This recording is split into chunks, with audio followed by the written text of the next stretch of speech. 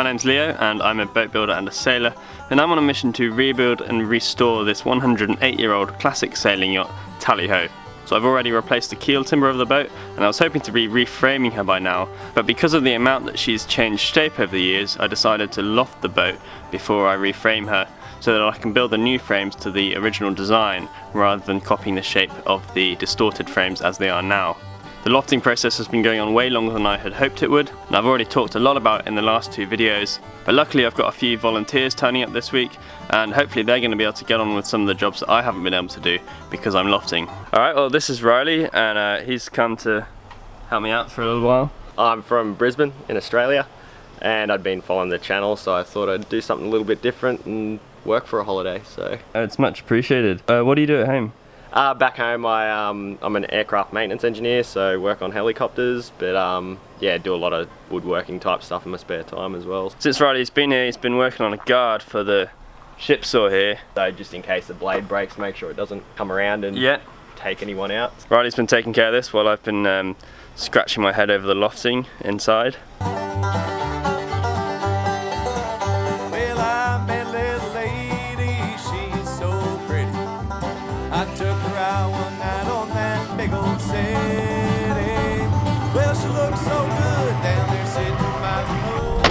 Hey Matthias, how are you? Hi, I'm fine, thank you. How are you? Good to see you. So Matthias, you pretty much built this car, right? Well, it's not me, it's the team from Euro Latino Racing Services. Okay.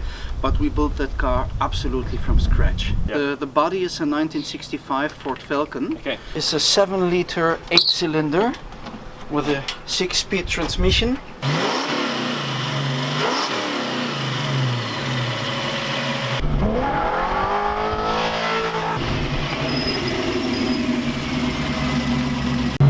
Driving 40 miles, I'm in 6th gear, but if I shift down in this moment to 3rd gear,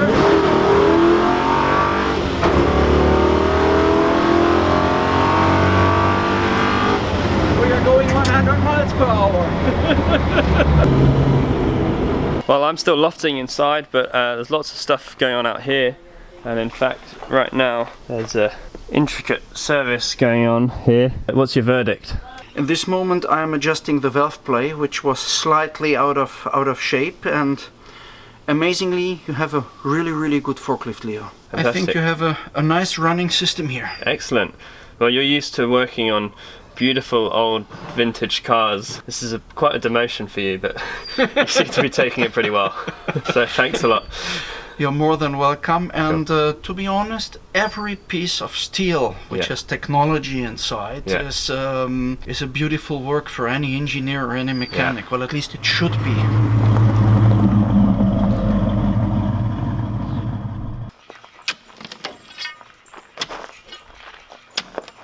Meanwhile, Riley is slaving away, getting the ship saw ready for action, and we're digging the pit out a little bit lower.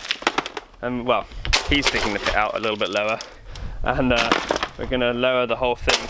We've got these feet that were fabricated and bolted on, and the idea is that the whole thing's going to go down slightly below ground level. The wheels will go even deeper, of course, and then the table will be a better working height.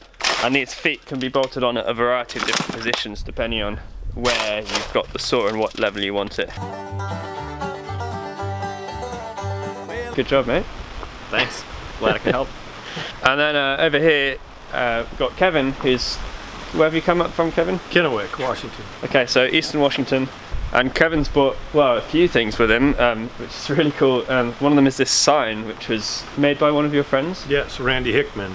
Randy Hickman, okay, and he made this sign for the shed here, which is really cool. I'm super chuffed with it, and he made a table as well. Also. So this is a metal working table, and then Kevin's lending me some really good welding gear, and well, can you tell us what you've got?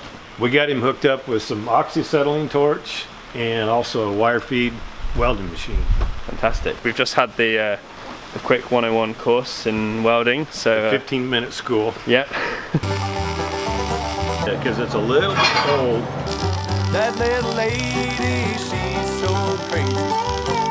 Always sniffing, but it ain't no daisy. Other guys that look at her, it makes them want to drool. Now, I've talked a lot about lofting already in my previous 2 videos, so I'm not going to go into the technical points of what I'm now doing too much. But I know there was quite a few questions about the basic principles of lofting. So, these are the lines of the boat, and this is a 2-dimensional representation of a complex 3D shape. In my video Lofting the Lines Part 1, I explain exactly how these lines work. Now, all lofting is the process of enlarging those drawings to be life-size, the same size as the boat.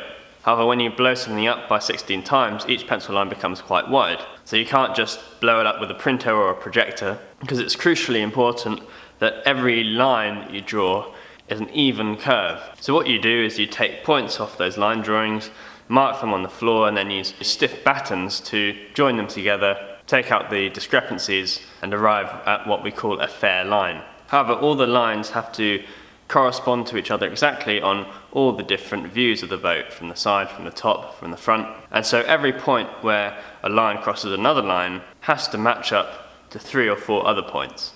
What that means in practice is just that as you adjust the points on the lines to make those lines fair and even, it means you have to adjust all the other points around it. And it's really what could be described as a circular or even a spiral process. You go around correcting lines one by one by one, and every point on every line you correct results in lots of other lines all around it changing. And so it feels like you're just getting nowhere or making the problem worse, but as you go around every line again and again, you find that you just get a little bit closer each time, and you slowly are working your way in this hypothetical spiral, bringing the lines closer to fair with each other.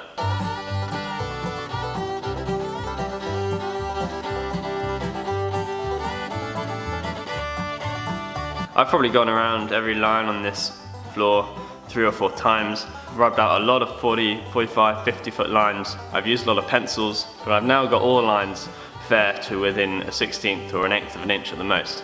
Now I'm drawing in my intermediate frames in between the station frames, and then I've got to subtract plank thickness, which is in itself quite complicated because the plank thickness to be subtracted will vary depending on the angle of the plank, so it's going to be different on each frame. But I'll very soon be ready to take the templates off the floor, and those will be the templates that I use to mark out and cut the new futtocks for the new frames out of the live oak. So I'm still in the shed lofting out, but while that's going on, I'm going to get the guys, Riley and Kevin, to start getting the boat a bit more ready to put the frames in when we cut them. So what they're going to be doing is taking off more of the planks basically, and that's going to allow us then to spring the rest of them out easier once we've cut the fastenings for them. And they'll be clamped on, but we'll be able to spring them out and make space for the new frames once they go in there.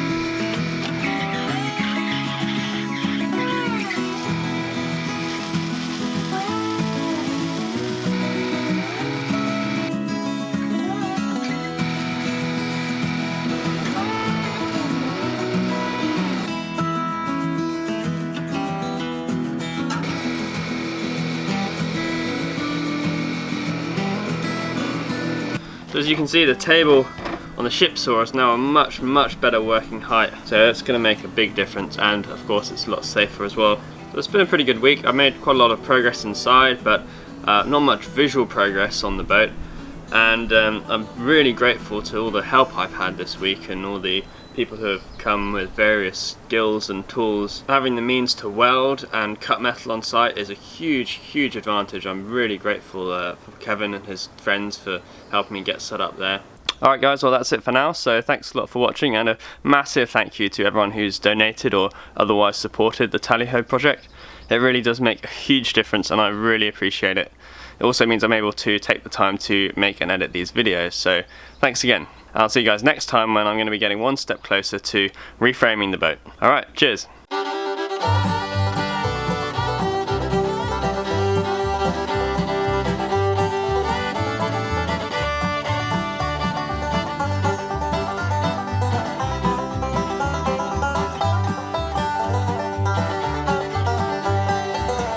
Well, I met a little lady, she's so pretty. I took her out one night on that big old